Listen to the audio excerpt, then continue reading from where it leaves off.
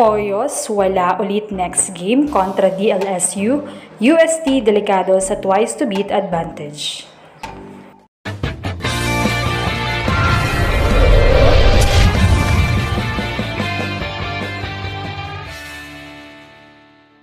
Ginulat naman ang UST fans nang inanunsyo ng UST correspondent na hindi maglalaro ang kanilang super rookie Angge Poyos dahil hindi raw maayos ang pakiramdam nito dahil sa dehydration.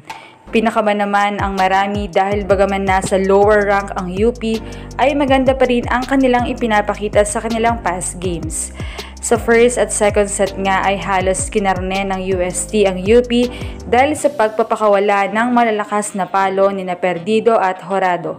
Nagtala nga ng 24 points si Perdido coming from 22 attacks and 1 ace and 1 block.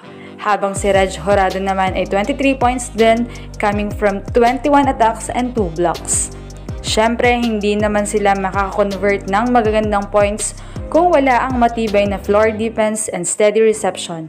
As always, Det Pipito never fails to amaze everyone sa kanyang dikdikang floor defense.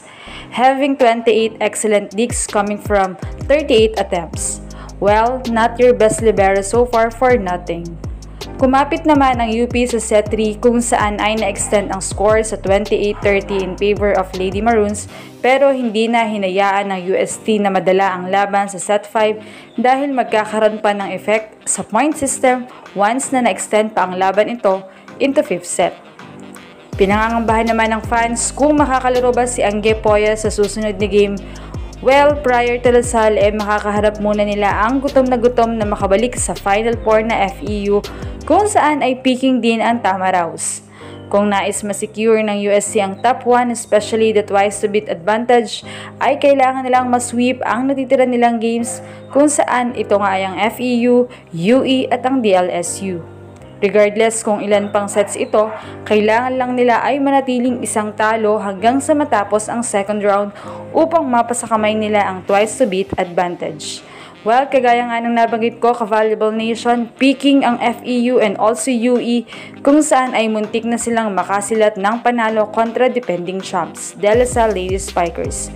Kaya naman hindi dapat sila magpakampante at make sure na makabalik na agad si Poyos sa game para sa kanilang upcoming game, especially this Saturday kontra FEU following UE and DLSU.